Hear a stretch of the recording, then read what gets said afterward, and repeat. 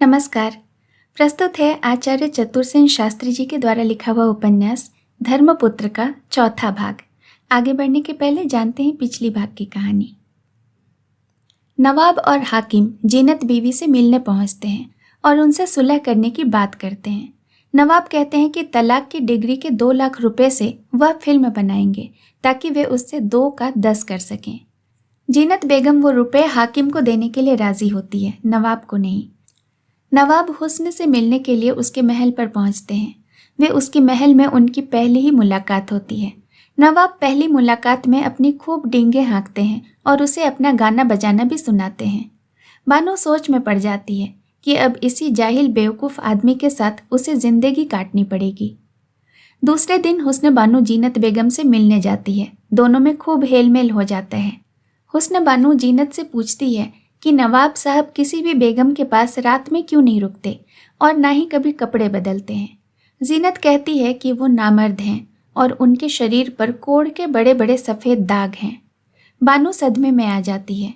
बानो भी जीनत से अपने बच्चे वाली बात बताती है, लेकिन वह बच्चा अभी कहाँ है वह यह नहीं बताती।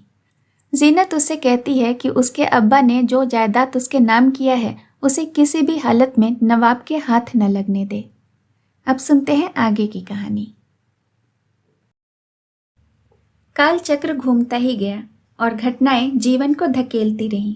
डॉक्टर अमृत राय के 3 बच्चे हुए, 2 लड़के और 1 लड़की। दिलीप कुमार राय अब 13 वर्ष का था। भाइयों और बहनों की नज़र में वह उनका बड़ा भाई था, परंतु उसकी शक्ल, सूरत, बुद्धि और विचार सत्ता सब कुछ उनसे नया और निराला था। उसका रंग अत्यंत गोरा, आंखें जरा भूरी, नाक उभरी हुई, पेशानी चौड़ी, बाल जरा लाली लिए हुई, जिसमें पतला दुबला, लंबा, मिजाज तेज और गुस्सैल, तबीयत जिद्दी और हाथ खुला था। अनुशासन उसे पसंद न था। वह हर बात को मौलिक रीति पर सोचता समझता था।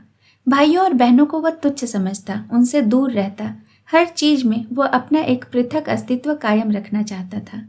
संभव है डॉक्टर अमृत राय और उनकी पत्नी अरुणा देवी के हृदय में जो एक प्रचंड भावना थी कि वह उनका अपना पुत्र नहीं है और वह विजातीय मुसलमान बालक है और वह बहुत भारी संपत्ति का स्वामी है, इससे उनके व्यवहार का कोई अज्ञात प्रभाव उस पर पड़ा हो। परंतु यह तो निश्चय था कि माता पिता और पुत्र के बीच जो एक गहरी आत्मीयता होती है वह उनमें न थी। परंतु यह बात खूब पैनी दृष्टि से देखने पर ही दिख पड़ती थी। वह पिता का अदब और माँ को प्यार करता था। डॉक्टर के दोनों पुत्रों के नाम क्रमशः सुशील कुमार राय और शिशिर कुमार राय थे। कन्या का नाम था करुणा। शिशिर और करुणा में खूब मेलजोल था। शिशिर कुमार की तबीयत कुछ अनोखी थी।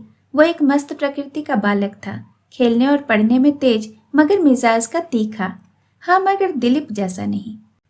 दिलीप के रूठने, गुस्सा करने पर उसे मनाकर राजी करने का काम शिशिर को ही करना पड़ता था, लेकिन दिलीप शिशिर पर शासन करता था। प्यार कहीं उसकी आत्मा के कोने में था या नहीं, यह कहा नहीं जा सकता। उसे प्यार करते, हंसते बोलते, हिल मिलकर रहते बहुत कम देखा गया था।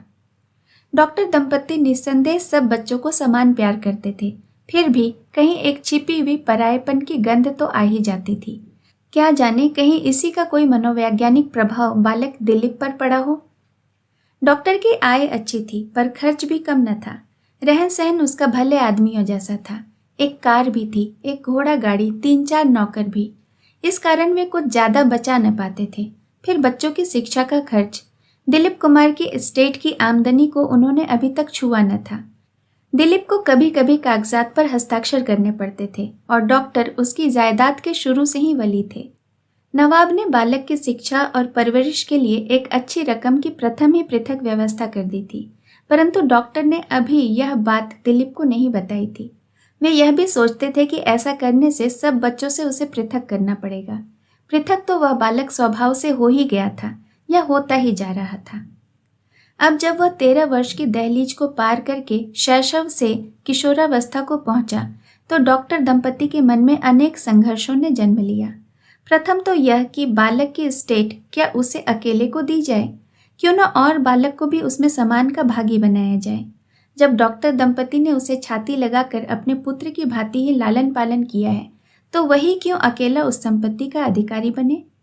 निस्संदेह वह संपत्ति उसके नाना की थी, माँ की थी उसकी अपनी थी, पर उसकी इस अधिकार भावना पर डॉक्टर दंपत्ति जब जब विचार करते तब तब उनका मन विरक्ति से भर उठता। कहना चाहिए कि एक हद तक यह विरक्ति बालक के प्रति एक ईर्ष्यापूर्ण उपेक्षा में बदल गई थी, यद्यपि अभी वह बहुत ही अविकसित और प्रच्छन्न थी। परंतु बालक को इन सबों का पता न था। उसे यह शानो गुमान भी न था कि डॉक्टर दंपत्ति उसके सही असल माता पिता नहीं हैं। बालक को लेने समय ही डॉक्टर ने नवाब के साथ यह तय कर लिया था कि बालक सर्वथा हिंदू संस्कृति में हिंदू की भांति उनके असल पुत्र की तरह ही पाला जाएगा। इस बात को स्वीकार करने के सिवाय नवाब की कोई और गति भी नहीं थी। नवाब मुश्ताक अहमद अब मर चुके थे, परंतु जब तक वह जिंदा रहे उन्होंने कभी बालक को देखने या डॉक्टर से मिलने की चेष्टा नहीं की। एक प्रकार से उन्होंने दिल्ली छोड़ ही दी थी और वे कराची में ही बस गए थे। बालक का कुशल मंगल पूछने को भी कभी उन्होंने एक खत भी नहीं लिखा। नहीं कह सकते हैं कि उन्होंने ऐसा क्यों किया। डॉक्टर को सुपुर्द करने के बाद बालक को वे एक प्रकार से भूल ही गए, या उन्होंने शायद इसलिए किया हो कि वे नहीं चाहते थे कि डॉक्टर के मन में यह अंकुर कायम रहे कि वह पराया बालक है या मुसलमान बालक है। माता पिता की गहरी एकता बालक के प्रति डॉक्टर दंपत्ति में उत्पन्न हो जाए, इसी भावना से एक बारगी ही वह बालक से विमुख हो गए थे। नवाब के मरने की खबर भी बहुत देर से मिली। डॉक्टर ने भी अपनी तरफ से नवाब से कोई संपर्क जारी रखने की चेष्टा नहीं की। उन्हें भेद खुलने का भय था, अपनी बिरादरी का भी भय था। नवाब के मर जाने से वे एक प्रकार से निश्चिंत हो गए। हुस्न बानो इस बीच कभी एक बार भी दिल्ली नहीं आई। उसकी कोई खोज खबर भी डॉक्टर को नहीं लगी। बालक को भी कोई खोज खबर नहीं ली। बानो का रूप, तेज और प्रभाव डॉक्टर को आहत कर गया था और डॉक्टर कभी भी बानो को न भूल सके। बानो की हीरे की कनी के समान उज्ज्वल अमल धवल उसकी मूर्ति सदैव डॉक्टर के मानस नेत्रों में प्यार की पीर की एक बाकी झांकी बनी रही, जिसे अरुणा ने ही जाना। पर इसके लिए उसने डॉक्टर को कभी लानत मलाहत नहीं दी। सहानुभूति और उदारता से उसने उसे सहन किया। संभव है बानो के प्रति यह स्नेहाकर्षण होने के कारण डॉक्टर का मन बालक दिलीप के प्रति ममता से अधिक ओतप्रोत रहता था। दिन बीतते चले गए, युग करवट बदलता चला गया, जनजीवन भी नियति की नियत चाल पर थिरकता चला गया। डॉक्टर दंपति यौवन की देहरी पार कर वार्धक्य पर बढ़े और उनके बालक यौवन के राज्य में प्रविष्ट हुए। विश्व की रंगभूमि पर हिटलर आया, मुसोलिनी आया, स्टालिन आया, रूस में लाल सितारा चमका, अमेरिका के उड़न कीले उड़े। हिटलर के चमत्कारों से विश्व चमत्कृत हुआ। महाराजों के राजमुकुट उड़ उड़कर हवा में बिखर गए। समूचा मानस विश्व रक्त स्नान में जुट गया। देश, राष्ट्र, पूंजी, सत्ता, अधिकार, सत्ता अपनी अपनी सीमाएं बदलने लगी। आकाश में वायुयान अनेक करतब दिखाने लगे। जापान का आतंक आया और अणु महाशस्त्र ने जादू के जोर पर उसे विलय कर दिया। सोना और खून दुनिया में अपनी होड़ करने लगे। संसार का साहित्य, संसार की वाणी, संसार की विचार सत्ता, संसार का मस्तिष्क, सब कुछ सोना और खून की महत्ता को समझने में जुट गए। सोना मनुष्य के शरीर पर लगा था और खून उसकी नसों में बह रहा था। सोने में उसका संसार था और खून में उसका जीवन था। मनुष्य खून बहाता था पर सोना देना न चाहता था। इससे मनुष्य का खून एक करामात बन गया। ज्ञान, विज्ञान, शक्ति, सत्ता, सभी मनुष्य का खून उसकी नसों से बाहर निकाल कर बहाने में जुट गए। बहुत लोग मर खप गए। जो रह गए उसके सामने नई दुनिया थी, भूखी, प्यासी, भयभीत, कंगाल और अविश्वस्त, चिंता और वैकल्य से परिपूर्ण, अभाव और अंधकार से लथपथ। इसने लोगों के रहने सहने, सोचने विचारने का ढंग बदल दिया। डॉक्टर परिवार पर भी उसका असर था। बच्चे अब कॉलेज में उच्च शिक्षा पा रहे थे। दिलीप कुमार MA LLB कर राष्ट्रीय संघ में नाम लिखा चुका था। वह कट्टरपंथी हिंदू था, मुसलमानों का घोर विरोधी और हिंदू संस्कृति का परम हिमायती। सुशील था, कम्युनिस्ट, असहिष्णु और मजदूरों का नेता। BA पास करके उसने अर्थशास्त्र में MA पास किया था। शिशिर था कांग्रेसी, खद्दरपोश, वह भी BA फाइनल में था। करुणा अध्ययन कर रही थी चिकित्सा शास्त्र लेडी हार्डिंग में। वह थी मानववादिनी, अल्पभाषिणी, भावुक, सरल तरल, जनहित से ओतप्रोत, सब भेदभावों से दूर, मनुष्य के प्यार से ओतप्रोत। डॉक्टर अमृत राय की जैसी मान प्रतिष्ठा थी वैसे ही उनका खानदान भी था। खत्रियों में ऊंचे खानदान में वे गिने जाते थे। ज्यों ज्यों वे प्रौढ़ होते गए उनकी मर्यादा बढ़ती ही गई। धन भी उन्होंने काफी कमा लिया था। प्रैक्टिस भी धड़ल्ले से चल रही थी। मोटर, घोड़ा गाड़ी, बाग, जमीन, मकान सब कुछ था। मिलनसार आदमी थे। इससे मित्रों की भी उन्हें कभी कमी नहीं रही। दिलीप कुमार कानून पढ़ चुका था। डॉक्टर चाहते थे कि किसी प्रतिष्ठित वकील के साथ वह प्रैक्टिस करे, परंतु उसका मन प्रैक्टिस में न था। वह राष्ट्रीय संघ का जनरल सेक्रेटरी था। वह चाहता था कि हिंदू सभा का एक जोरदार वह नेता बने। नेता के सभी गुण उसमें थे। वह सचोट वक्ता, फुर्तीला, मुस्तैद युवक, निरालस्य और कठिन श्रमी, हंसमुख और मित्रों का सहायक था। राष्ट्रीय संघ में तो उसका अपना एक दल ही था। व्यक्तिगत मित्रों में भी एक समर्थ दल था। अपनी कार्यसिद्धि के लिए ऊंच नीच, भला बुरा वह कुछ भी सोचता समझता नहीं था। अवसर के महत्व को वह जानता था। उससे वह कभी चूकता नहीं था। उसके विचार तीखे, भावना तीव्र और आलोचना व्यंग्यपूर्ण होती थी। उसके भाषण से उसकी मित्र मंडली प्रसन्न होती थी। वह वास्तव में जन्मजात नेता था। परंतु डॉक्टर अमृत राय पर अब एक भारी और असहाय भार आ पड़ा था। बच्चे सब विवाह योग्य हो गए थे। दिलीप कुमार की आयु 26 वर्ष की हो गई थी और चारों ओर से उसके लिए संबंध आ रहे थे। अब उसका संबंध कहाँ और कैसे किया जाए, एक दिन पति पत्नी में इसी विषय पर चर्चा छिड़ी। अरुणा देवी ने कहा, विवाह तो करना ही होगा, चाहे जो भी हो। बिरादरी को तो हम नहीं छोड़ सकते। बच्चे और भी हैं। उसके जन्म का रहस्य किसी पर प्रकट नहीं है। अब वह हमारा ही लड़का है, इसलिए ब्याह बिरादरी में ही होगा। पर मैं जीती मक्खी कैसे निगलूंगा? मैं तो जानता हूं कि वह लड़का हमारा नहीं है, एक मुसलमान माता पिता का पुत्र है। मैं कैसे किसी हिंदू लड़की को इस धर्म संकट में डाल सकता हूं? इतना बड़ा छल तो मैं बिरादरी के साथ नहीं कर सकता। तो क्या अब इतने दिनों बाद दुनिया को यह बताओगे कि एक मुसलमान के लड़के को तुमने घर में रखा, पाला पोसा और साथ खाया पिया? फिर बिरादरी में तुम रह कैसे सकते हो? बाकी बच्चों की ब्याह शादियां क्या बिरादरी में हो सकेंगी? क्यों नहीं हो सकती? साँच को आँच कहाँ है? पर यह तुम्हारा साँच का आँच अब तक कहाँ था? नाहक एक झमेला खड़ा हो जाएगा। क्यों दबी आग कुरेदते हो? पर इतना बड़ा झूठ मैं कैसे अपने मुंह से कहूं? फिर अरुणा, यह रक्त का संबंध है, धर्म का संबंध है। हम हिंदू हैं। जानती हो, विवाह में कुल गोत्र उच्चारण होता है, गोत्रावली और वंशावली का बखान होता है। माता के 4 कुल और पिता की 4 पीढ़ियां बचाई जाती हैं। यह सब इसलिए तो होता है कि गैर रक्त आर्यों के रक्त में प्रवेश न कर पाए। अब हम एकदम मलेच्छ रक्त को कैसे अपने में खपा सकते हैं? कैसे एक आर्य कुमारी को धोखा देकर, झूठ बोलकर मलेच्छ के बालक के साथ विवाह कर सकते हैं? हमारे तो लोक परलोक दोनों बिगड़ जाएंगे। तो यह बात पहले सोचनी थी। जरूर सोचनी थी, पर इन सब बातों का कभी ख्याल ही नहीं आया। और उस समय हुस्न बानू को देखकर तो मैंने जैसे अपना आपा ही खो दिया। अभी भी शायद कहीं चीख चकस बाकी है। क्यों? तुमसे झूठ तो न बोलूंगा अरुणा, है तो जड़ मूल से तो कभी मिट ही नहीं सकी। तो अभी तो वो दुनिया में ही जीती जागती है। क्यों ना उसका बेटा उसे दे दिया जाए? उसकी जमीन जायदाद तो हमने छुई भी नहीं है। नहीं छुई है, पर क्या यह संभव हो सकता है? जानती हो, अपने कलेजे को टुकड़े को हमारी गोद में डालकर उस स्त्री ने कितनी वेदना पल्ले बांधी है। फिर तब से एक बार भी हमारी ओर उसने मुड़कर देखा नहीं, बेटे को याद नहीं किया। अब हम वचन भंग करें, उसकी प्रतिष्ठा का भंडा फोड़ करें? नहीं, यह तो हमसे न हो सकेगा। तो दिलीप भी अब नासमझ नहीं है, उसी से सब खोल कर कह दो। अरे वो पक्का हिंदू सभाई, मुसलमानों को तेल में होकर देखता है। राष्ट्रीय संघ का जनरल सेक्रेटरी, हिंदू धर्म का नेता है। वह सुनेगा तो शायद उसके हृदय की धड़कन ही बंद हो जाएगी। यह अजब नहीं कि वह क्रोध के मारे हमारा खून ही गल डाले। ऐसा भी कहीं हो सकता है। अच्छा, तुम नहीं तो मैं कहूंगी। यह सब फालतू बातें हैं अरुणा। हमें यह जहर का घूंट पीना ही होगा। हम यह भेद जीते जी नहीं खोल सकते। भेद खोलने से हमारा सर्वनाश होगा।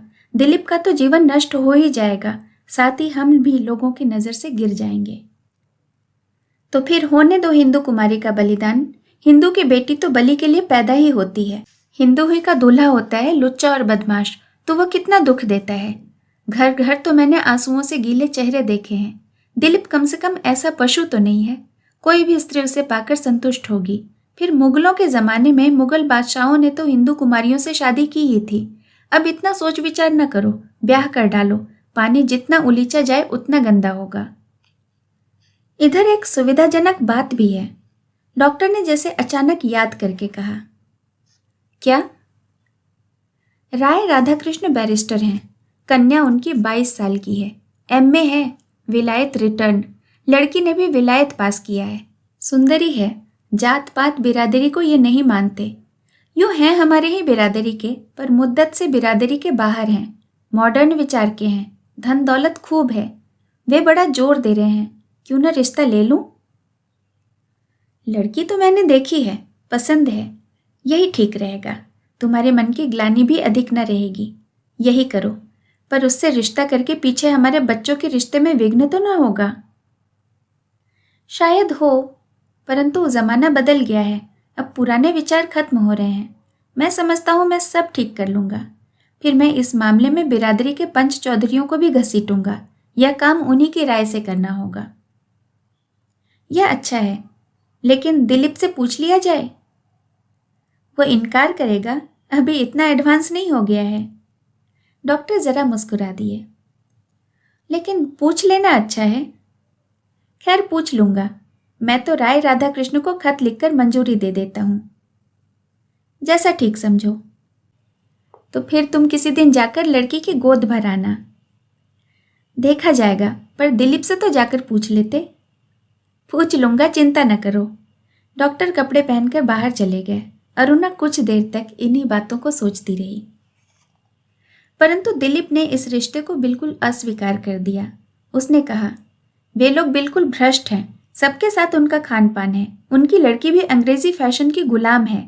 ऐसे लोगों के यहाँ संबंध नहीं कर सकता, न मैं विलायती बीवी पसंद करता हूँ। दिलीप कुमार की स्पष्ट बातें सुनकर डॉक्टर बड़े असमंजस में पड़े। दिलीप की बात में कुछ अनौचित्य नहीं था। डॉक्टर अपने गृहवधू को स्वयं उसी रूप में देखना चाहते थे जिसमें दिलीप। वे एकाएक कुछ न कह सके, परंतु उन्होंने दिलीप से बिना पूछे ही राय साहब को स्वीकृति का पत्र लिख दिया था। इसका उन्हें बहुत मलाल हुआ। उन्होंने कहा, दिलीप, मुझसे बड़ी गलती हो गई। मैंने तुमसे बिना पूछे ही राय साहब को पत्र लिख दिया। अब क्या होगा भला? बहुत बुरा हुआ बाबूजी।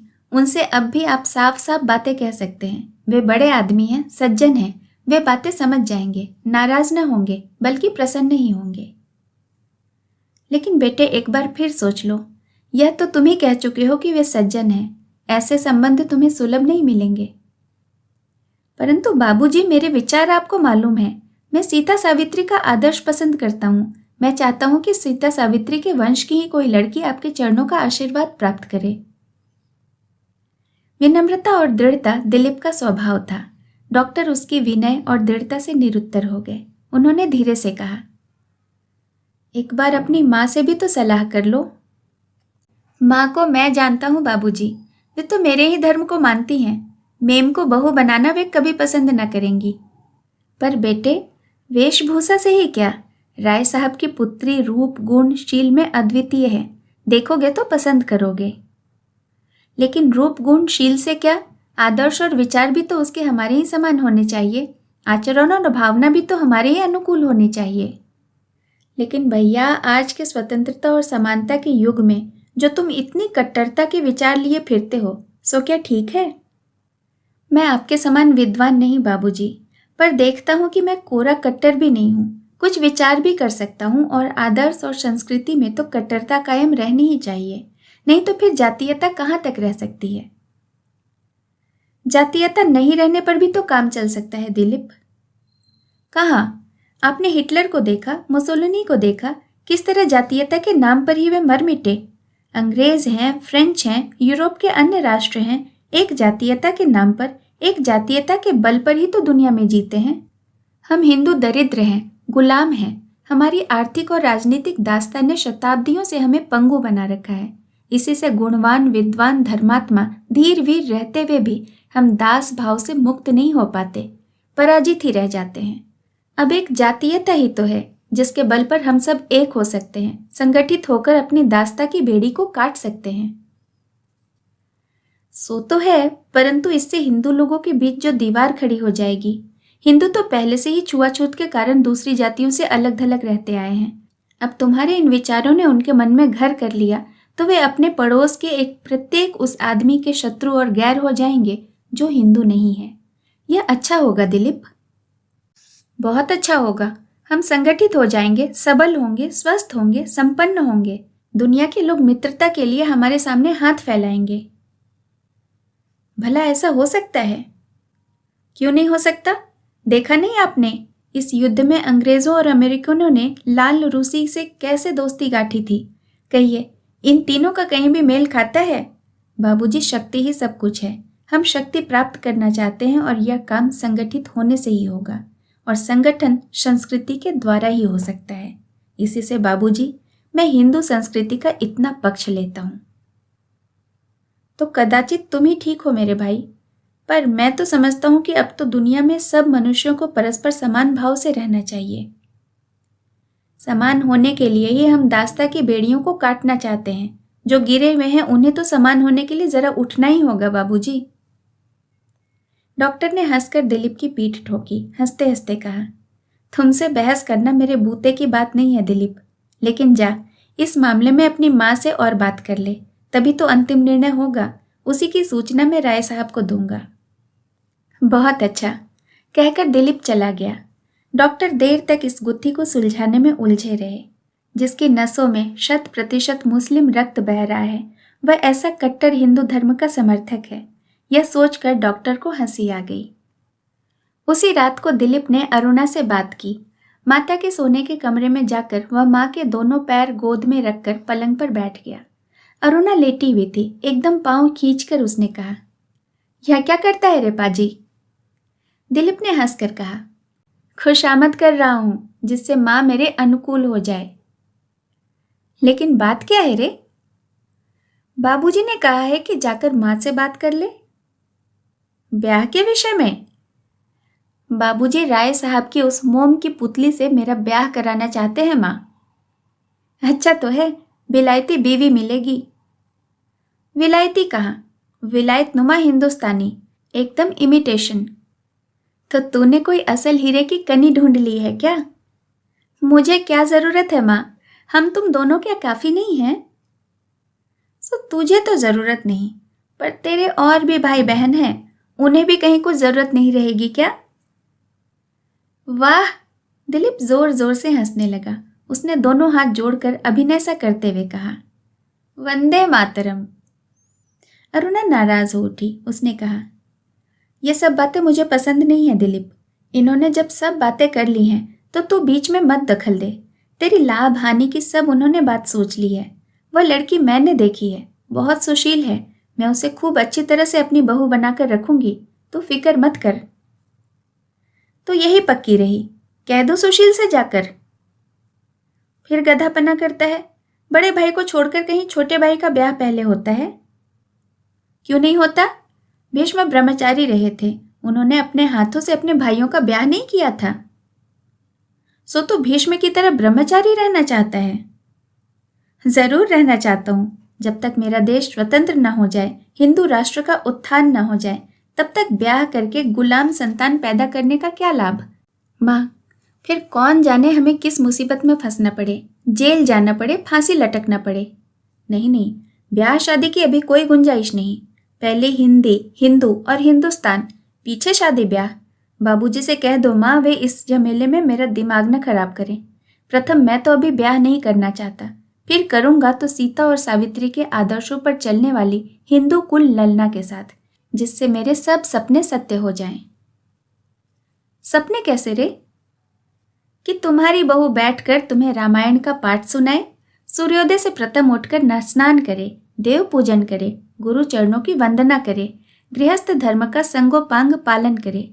यह नहीं कि उठते ही चाय टोस्ट, फिर पार्टियों में जाना, उपन्यास पढ़ना और सिनेमा देखना। संगोपांग गृहस्थ पालन कैसा रे? जैसा धर्मशास्त्रों में लिखा है, 16 संस्कार, 5 महायज्ञ, तीर्थ, व्रत, उपवास, कथा वार्ता, दान धर्म, यही सब कुछ तो हिंदू धर्म है माँ। इसी की बदौलत तो हिंदू धर्म जीवित है। अब तक स्त्रियां यह धर्म पालन करती रहीं, तभी तो वे देवी कहलाती हैं। और अब वे चश्मा चढ़ाकर, ऊंची एड़ी के जूते पहनकर मेम बन जाएं और पति के साथ बैठकर चाय टोस्ट उड़ाकर सास ससुर गुरुजनों की सब लाज शर्म वे बहा दें। तो हिंदू धर्म और हिंदू जाति कहाँ रहेगी माँ? रसातल में डूब जाएगी। मैं अपने घर ऐसी औरतों को घुसने भी न दूंगा। और घुस जाए तो मार डंडे के निकाल बाहर करूंगा। तो अभी तो तू सुशील के लिए वह मेम लाने की बात कर रहा था, उसे लाकर डंडे लगाएगा? दिलीप थोड़ा हतप्रभ हुआ। उसने खूब जोर से माँ के पैरों को गोद में दबा कर कहा, अरे नहीं नहीं माँ, तुम बाबूजी को समझा देना। हमारे घर में भ्रष्ट और स्वेच्छाचारिणी कोई बहू ना आने पाएगी। हमारे घर आएंगी गृह लक्ष्मियाँ, जो सदा से हिंदू धर्म की संस्कृति प्रतिमाएं रहती आई हैं, जिनकी पवित्रता की कहानियां हम श्रद्धा और आदर से कहते सुनते हैं। बड़ा पंडित हो गया है रे तू दिलीप, पर देख, यह सब आदर्शवाद अच्छा नहीं है। देश काल का भी तो विचार करना पड़ता है। तू तो इतना पढ़ा लिखा है, फिर भी यह बात नहीं समझता। अब जब नई दुनिया में नए ज्ञान का, नए जीवन का प्रकाश आया है, तो कैसे हजारों वर्ष पुराने आदर्शों को कायम रख सकता है? बेटे, हमें आज के युग में रहना है, आज के युग का आदमी बनकर। सब बातों में पुरानी बातों को लीक पीटने से नहीं चलेगा। मैं क्या पुरानी बातों की लीक पीटता हूं माँ?